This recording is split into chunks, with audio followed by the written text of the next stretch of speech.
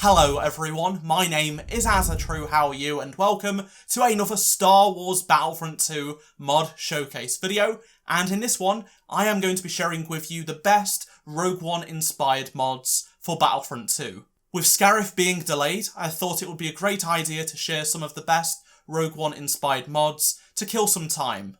The first mod in this video is going to be the cinematic lighting overhaul from Slipair. Unfortunately, it does not work anymore, but it was absolutely revolutionary at its time. It changed all of the time of day variations to make them resemble closer to what we see in the Star Wars films. Rogue One changes were specifically made to the sunset variation of Yavin 4 and Fondor, so let's take a look at what happened to Yavin 4. The colours were toned down and the brightness were reduced around this map, and it had a very soft yellow lighting to it. This is to try and simulate the filmic look we see in Rogue One on Yavin 4. As for the space map, Fondor, in Rogue One, all the space battles had a very low contrast, bright aesthetic. I love the lighting on this map on the Imperial Star Destroyers and the Fondor ship hangar, and it closely resembles what we see with the shield gate.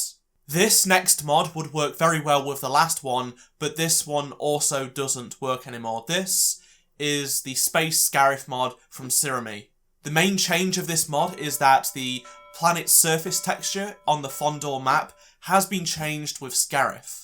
There is also the first Death Star looming in the distance, waiting to strike on the planet, and it looks absolutely awesome when you're flying as an X-Wing. And there is also custom text in the arcade settings, as well as a planet image on the right-hand side, just like every other planet, and there is also a custom loading screen which displays Scarif as well. With Fondor having the shipyards that somewhat resemble the Scarif shield gates, you can pretend that you are in Rogue One. Another really cool Rogue One inspired mod by Sirimi is the Zero BBY Vader 2.0. So this completely remodels and retextures Darth Vader's appearance in the game to resemble his appearance from Star Wars A New Hope and Rogue One A Star Wars Story. There is custom made materials as well as a new lightsaber mesh, which is really awesome to fit that era of Darth Vader.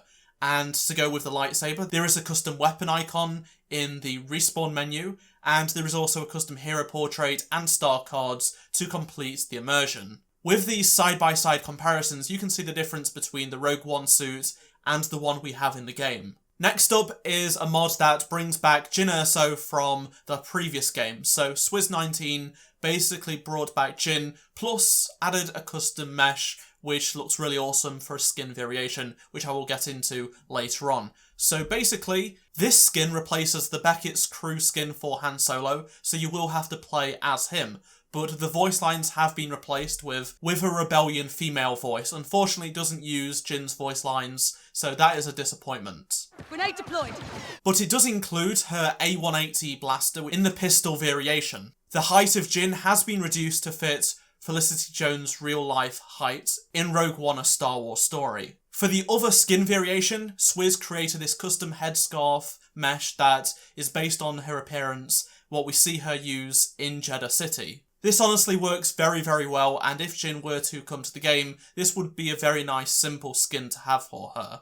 The next mod is the Imperial Army Overhaul from Deggy Nox, which takes the existing Stormtroopers in-game and replaces them with a look based on the Rogue One Solo and the Mandalorian Stormtroopers, which are by far the best Stormtroopers in Star Wars. A lot of people agree with me on that, and I really hope DICE introduces these at some point. This is a really good work in progress and a great attempt by Deggy. Not only is the helmet a brand new mesh, but it also introduces a new armor kit that is different from the vanilla mesh. So you have modified assets that are from in-game, as well as custom models. More content will be coming to this mod when it does release. Currently it's only available on Deggy's Patreon for download. However, once it is finished, you will be able to download it from Nexus Mods. And the last mod for this video is the Rogue One Imperial Troopers mod from Mophead and Venator.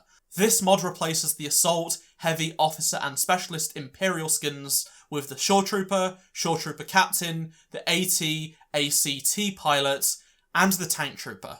We are all hoping the Shore Troopers are added for Scarif, but if you can't wait, and if we don't get them, this is the mod for you because it completely changes it for the assault class, and if you want the captain, you can use the heavy class. But if you want a white version, which is the AT ACT pilot, then you can get this with the officer class. And then for the specialist, there is the tank trooper, which is one of the best Empire trooper designs there ever has been. I would love to see this come to the game. It's just a fantastic helmet. I really like the body armour as well. This mod is really well done and I love the custom meshes. There is also first person support for all of these skins if you do want to use that first person view. Those are all of the best Rogue One inspired mods for Battlefront 2. There will be download links to every single one of them down in the description below, but remember some of them may not work as they have been outdated for quite some time, but some of them still do work. Just extra caution when using them online due to the slightly higher risk of them being banned as they are a little bit older. Let me know down in the comments which mods were your favourites, and remember to subscribe and turn notifications on so you don't miss any future Battlefront 2 videos from me. Drop a like if you enjoyed this video, and check out any of the 2 previous videos on screen if you did miss them, and I shall see you in my next Star Wars Battlefront 2 video. Goodbye.